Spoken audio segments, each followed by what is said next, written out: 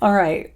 I know this is tacky, but I'm going to open this one with an anecdote about a compliment I got.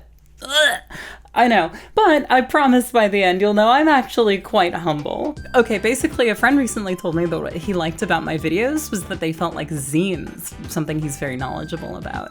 DIY, niche interest, all or most of the content inside is reappropriated, and I guess my videos do compact a lot of information and opinions with a granularity and density wielded only by those willing to put countless hours of work into something entirely for their own personal satisfaction. That comparison was what made me experiment with a Xeroxed look for some of my thumbnails, but it's a poser move. I'm not at all deep into zine culture or anything, and I definitely wouldn't consider any part of what I do non-commercial. So the connection my brain went to from there was, oh, that's right, reading magazines as a kid was totally how I learned to write. I was obsessed with magazines as a child. Every one I had, I pored over and over. I struggled so much to read all the books I was assigned, but I probably read every word of most of my magazines. Maybe it was all the bright colors. I mean, look at the pages of Nick magazine. It has Frankie Muniz on the cover. 4 of him. My eye guided by cartoon pictures and snack food advertisements, this was some of my first exposure to the production behind my favorite shows. Dispelling misconceptions I held, such as, do the actors reprise their roles live every time they air a rerun? That was something I actually thought. Years later, my middle school started publishing a newspaper, and while other girls wrote about the school, the city, current events, the state of the world, I wrote video game reviews. So embarrassing. But this was my first outing with editorial writing. I don't remember a lot of it, but I know I gave Nights into Dreams an award for having 2007's best graphics. It's very possible I gave Mario Galaxy a 7 out of 10. The only modern console I had at the time was a Nintendo Wii. I actually asked my mom to look for those old newspapers, but all she found was my high school senior yearbook. Jesus Christ, 2014. Probably evident I had next to no experience with newspapers outside the funny pages. So my work there was entirely informed by magazines like Nintendo Power. That was where I learned words like predecessor. It was also where I learned about The World Ends With You. Man, that's kind of revealing. From the very first time I bought an issue with my own money until it shut down in 2012, I tried to get every issue. Oh, this video is so ADHD. Hazel's putting all the things she's hyperfixated on this week into one video, and I'm here for it. Shut up, dog! Turn the page from a review of Nia Under 7 to an ad for Halo. That's the Rosetta Stone. I guess I prioritize commonality over relevance, successful or otherwise. I like to think I thrive trying to find a through line in lots of very different things. I'd really not put any of this together on my own, and I'd been planning a video on magazines for years. And years is years too long, so here it is. I'm going to pay respects to another one of my analog ancestors. And America was published by Viz from 1992 till 2003, and it's exactly what it sounds like. So these issues are snapshots of landmark moments for anime in America, from just a few years after Animego was founded, to Sailor Moon, to Toonami, to Pokemon, and beyond, which means every issue addresses the discourse around anime's popularity. This has been a thing for a long time.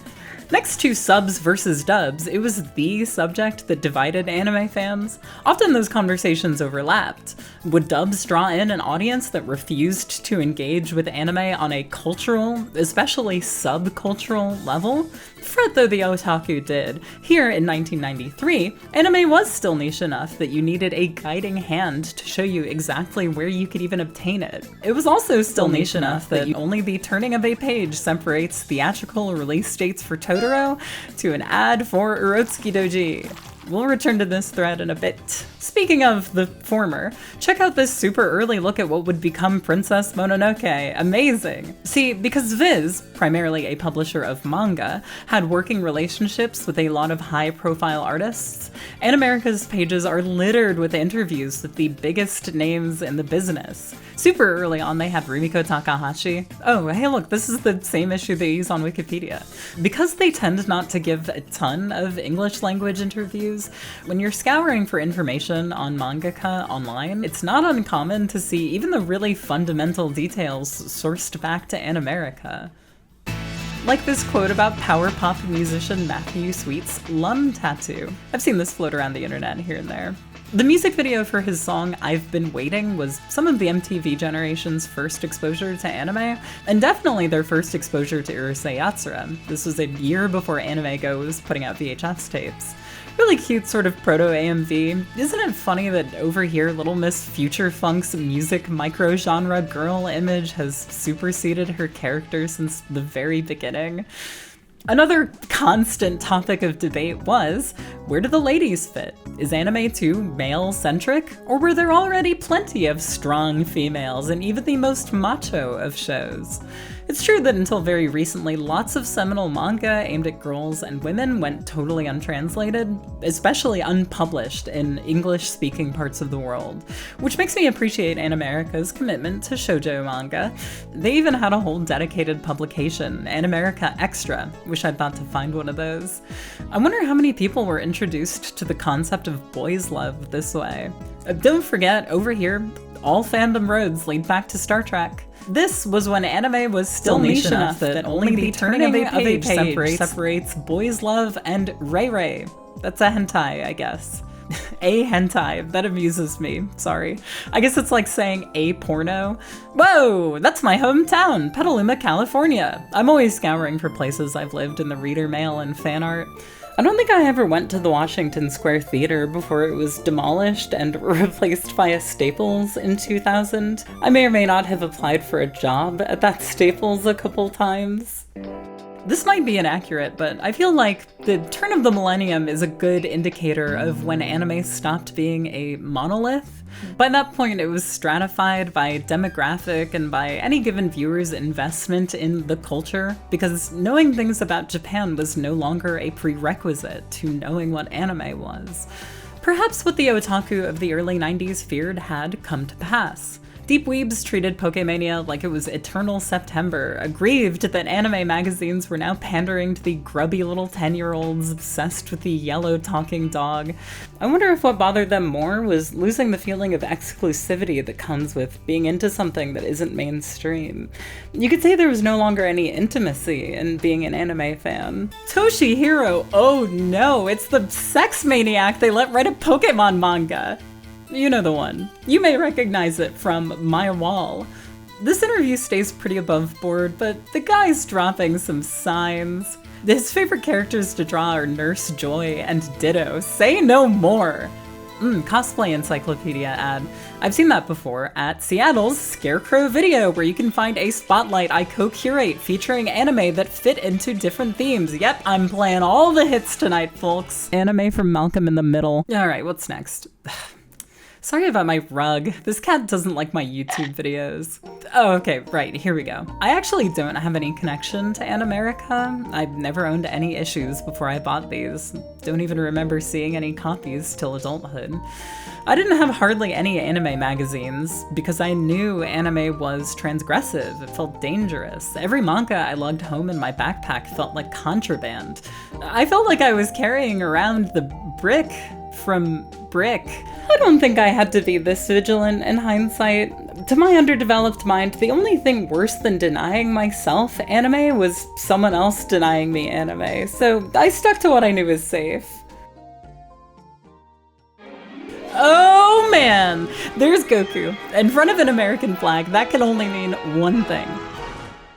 Yep, published November 2001, that's 9/11 Goku, baby. Yu-Gi-Oh!, Pokemon, Digimon, and Dragon Ball. These were the franchises Beckett Media ran dedicated unofficial magazines for. Unifying them is the late 90s, early aughts staple, excessive trading card games. Do you want evil Excel spreadsheets of card values?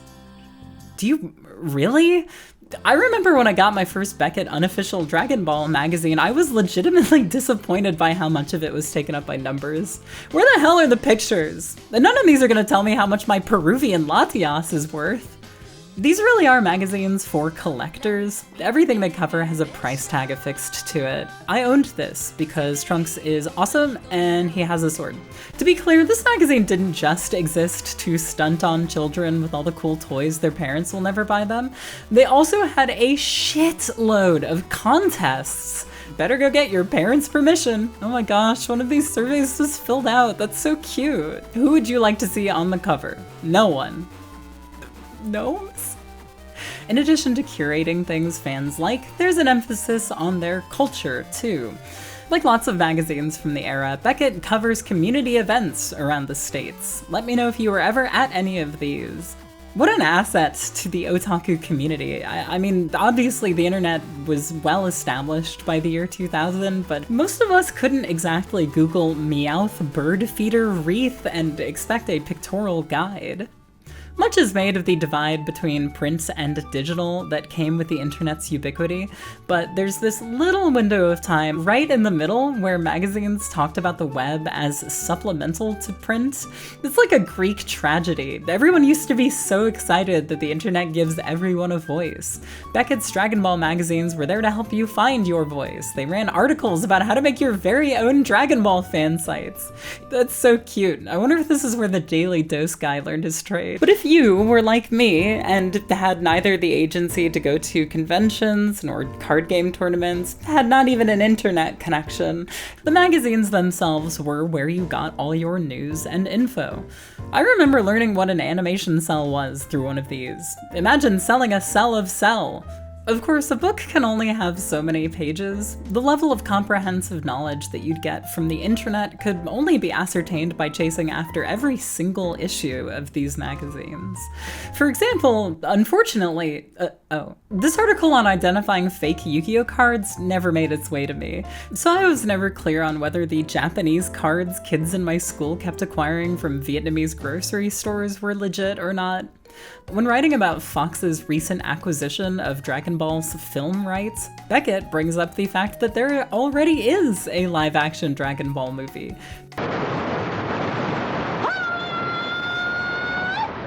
Dragon Ball fights Son Goku, wins Son Goku. Korean, completely unofficial, and one of my favorite things in the whole world. I'm pretty sure I've proselytized this thing a couple times over. It's got Poir smoking a cig, what more do you want?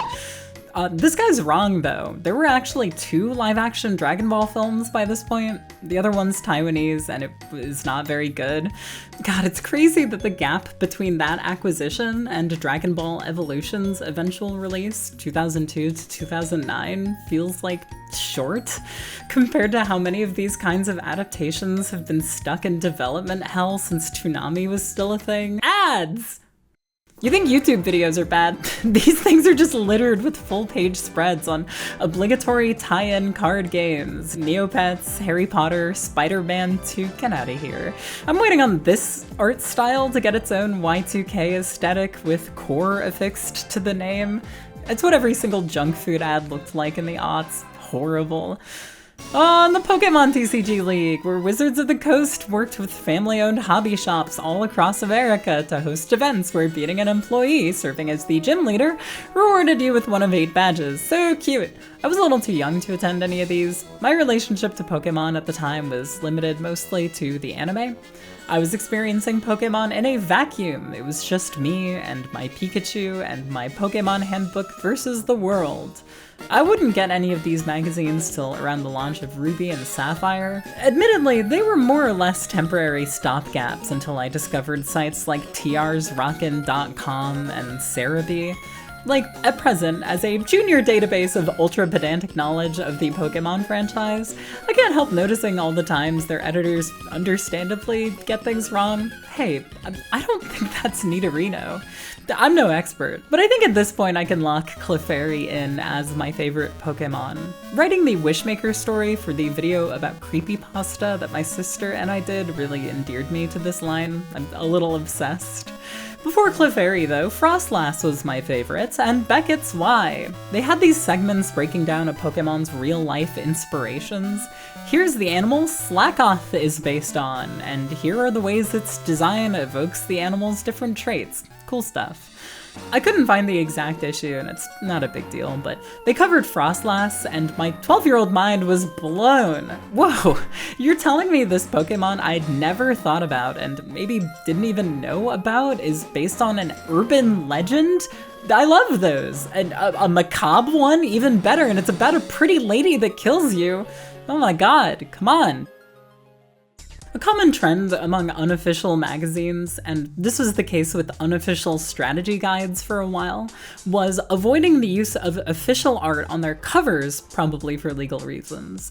Enter Omar Mediano and Jeff Amano, two of Beckett's resident artists. Super unique styles, each of them. One part drugstore action figure packaging, one part amusement park airbrushed t-shirt. Mediano had a comic that got advertised in the Dragon Ball mags, the verbosely titled Gene Fusion AD 2310, itself somewhere between Julie Sue and Aaron Esurance.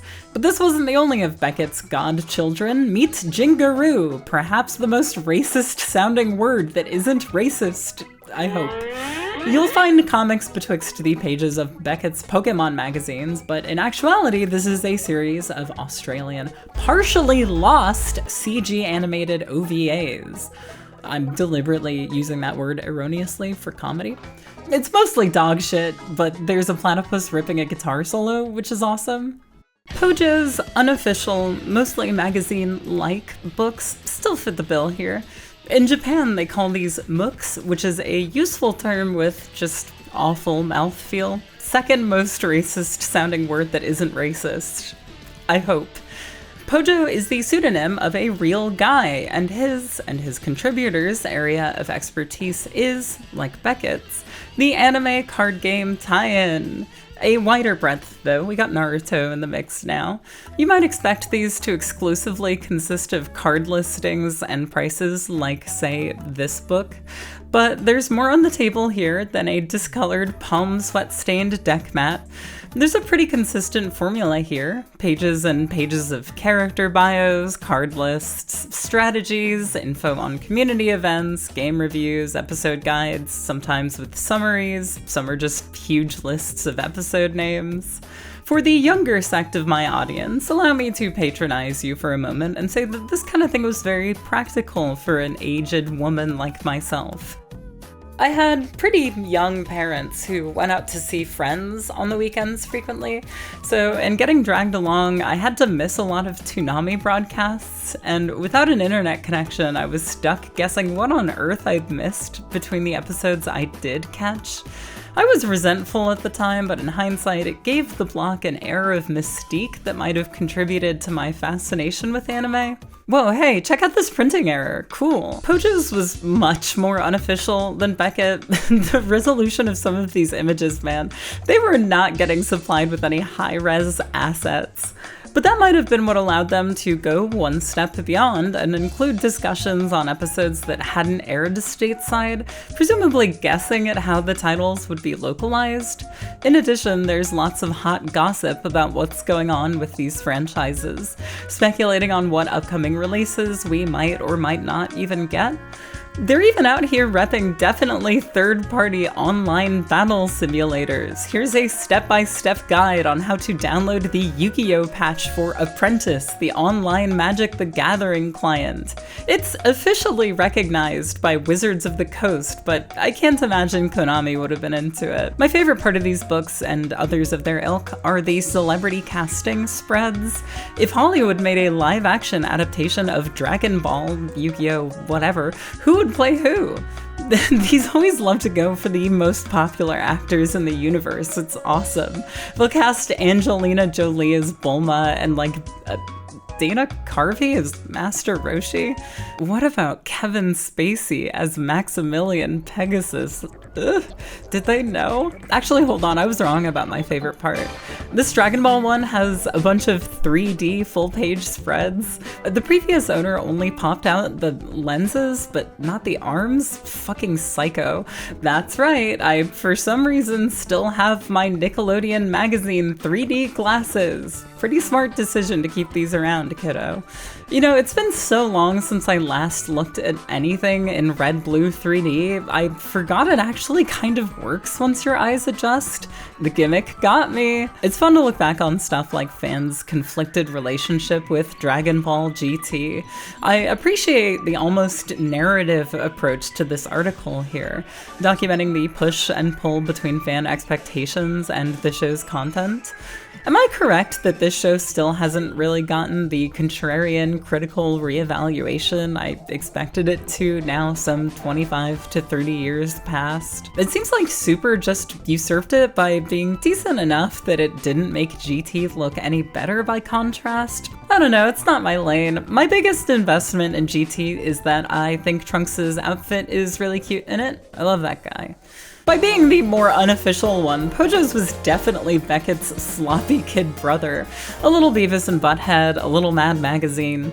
Nothing too raunchy, but these guys love to rank anime women based on their attractiveness. Girls Gone Wild, baby, woo! Injection Fairy Lily, the root cause of everything wrong with me. Respectably, she places high in their list of hottest Yu-Gi-Oh! Cards. She's a fairy with a syringe almost bigger than herself, and she looks pretty happy holding it between her legs with that cute smile and wink. She looks a little anime and has a bit of revealing flesh to glance at. She has long purple hair that reaches down to the floor and continues out of view. Nice. These are all just describing me. I like that they had Brock write this Pokemon one. Can't imagine why nobody wanted to take credit. Remember when I said otaku were upset that Pokemon had sanitized most publications? Check out this obligatory dick joke, and you already know whose rack that is. Pretty crazy they used a photo from an episode we never even got. Come on, Brock, that isn't cool anymore. You're right that Ash's mom is a smoke show, though, I'll give you that. Meanwhile, check out how tame this Beckett one is. Just a big list of women and girls not ranked by attractiveness. They're commendably thorough. Look at all these one-off, barely characters. I think this girl-centric issue was, unlike Pojo's equivalents, more in service to their sizable female audience, so makes sense. Seriously, look at the names credited to this fan art. Even at a time where advertising targeting boys and girls were still super disparate, lots of boys were into Sailor Moon, lots of girls were into Dragon Ball. Vegeta and Bulma were an elevated early hetero pairing for many bisexual women in my life. Let's rewind the clock way back, before Animerica's run even, to look at one that kind of blurs the line between zine and magazine. What began as Canada's likely only Robotech fanzine blossomed into Protoculture Addicts, a publication covering pretty much all 12 of the anime available in North America at the dawn of the 1990s. Some of it's familiar to what we've seen so far, like write-ups on cons, and we've been calling Ultra Q Japanese Twilight Zone for 35 fucking years, huh? But there's much zine-ear stuff. Custom TTRPG rule sets, a gossip column written in character. Here's Ixer 1 denouncing her relationship with Ixer 2. Drama! To continue mythologizing about the evolution of anime fandom in North America, by this point, anime fans operated in scenes, not droves. This means there's constant name-dropping without context given, because there's no need to waste the limited page real estate on things and people everyone already knew. And this is already so wordy. This article on Southern Cross has the tiniest fucking text. It's crazy. Those aspects make Protoculture Addicts a little impenetrable to a casual fan in the modern day, and I ultimately consider myself one. This is in addition to its tendency for articles to cascade into massive, kind of pedantic breakdowns of storylines, characters, lore, objects.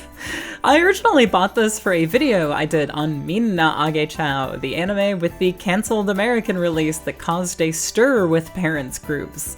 While it didn't wind up being of any use to that video, I'm glad I had a reason to buy a copy. It's informed my understanding of North American otaku culture at that time. Astonishingly, Protoculture Addicts, which began in 1987, served Canadian anime fans all the way until 2008. I'm really kicking myself for not picking any of these up. It would be amazing to see what changed and what stayed the same after 20 years. The rest of this video is about manga magazines. Magazines that are full of manga and like a couple articles here and there. Since such a large percent of these are chapters of manga I've never read, these don't give me a lot of material. If you want me to cover the manga in these kinds of magazines in a video though, let me know. That said, this video wasn't cheap, and these are coveted decor for any scene girl bedroom and male apartment full of glass display cases from IKEA.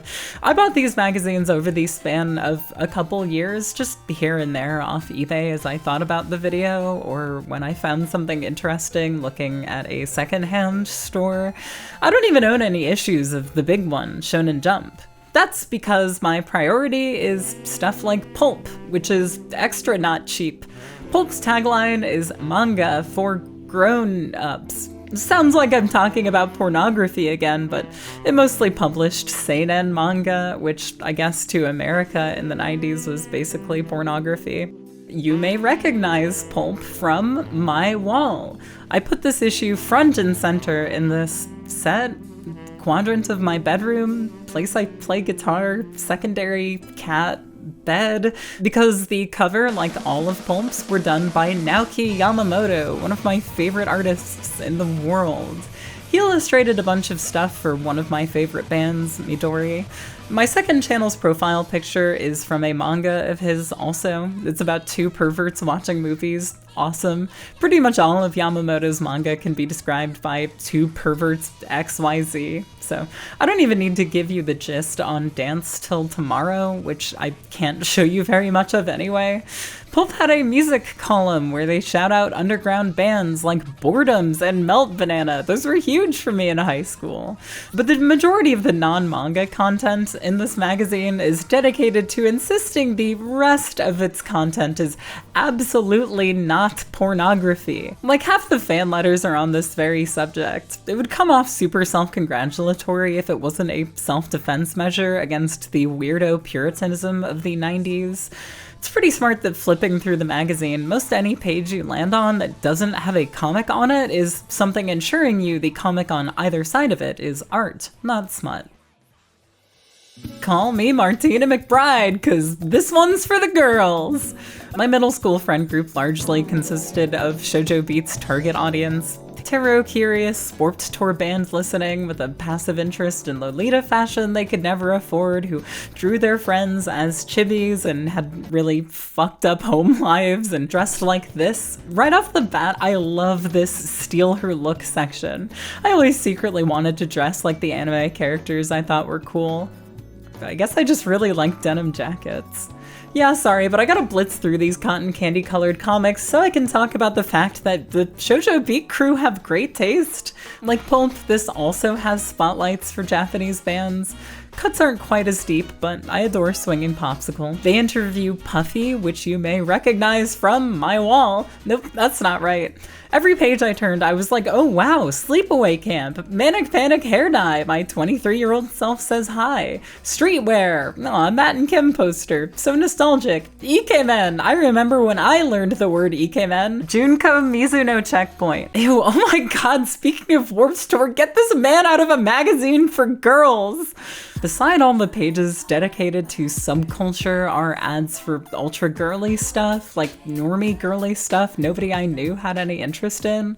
Paul Frank, it's back, baby, check your local Forever 21. This video is making me super nostalgic for my earlier work, cause then you have ads for Negima, the series with plenty of service for fans who are generally not teenage girls and young adult women, you see many male anime fans of the early 21st century were of the mindset that all marriage was gay marriage. Thus, a lot of anime aimed at men and boys, or a more general audience that had above a certain threshold of romance, would be pushed onto the female demographic. In my memory, it was KyoAni's trilogy of key adaptations that shifted the tides, a sudden proto-brony uptick in men proudly declaring they openly wept during the many emotional climaxes. Sort of cute, right? The magazine's correct that Megatokyo was pretty much just shoujo, though. Like, we're all in agreement with that, right? I always got the feeling Pierrot wanted to make something in the dead center of the trifecta of visual novel dating sims, shoujo romance, and nerd webcomic.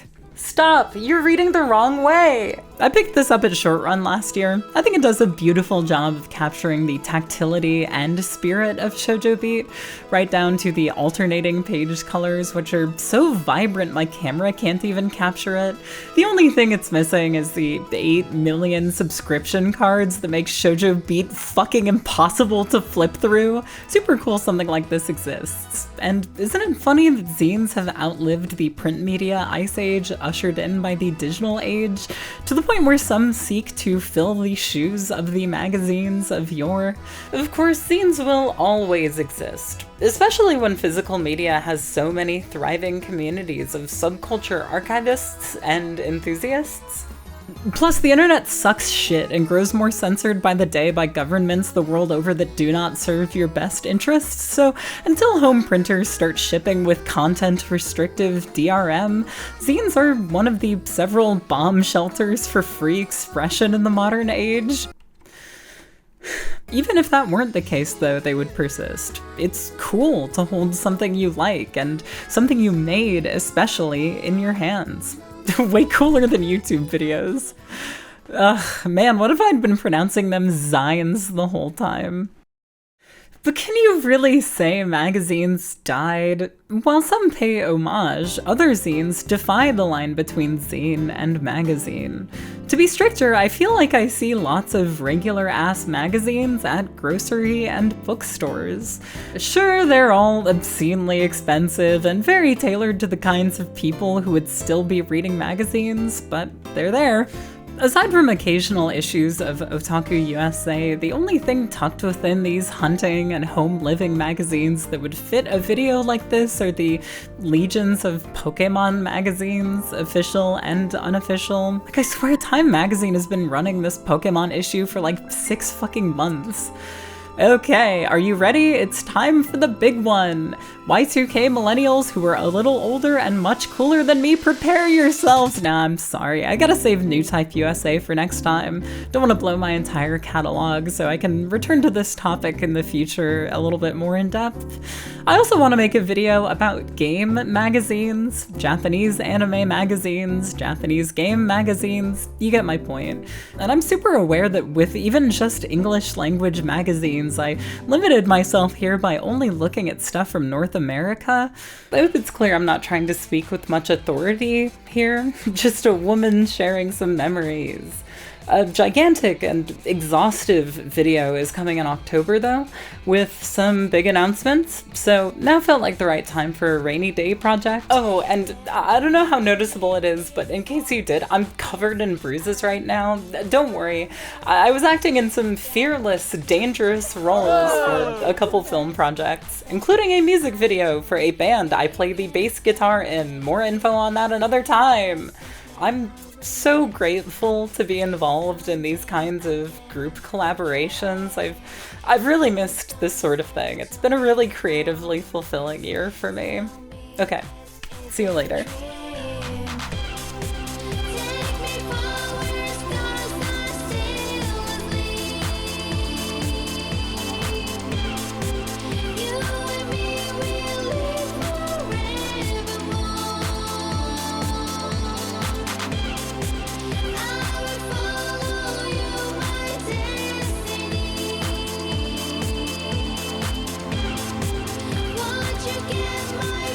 What does this mean? What the fuck does this mean?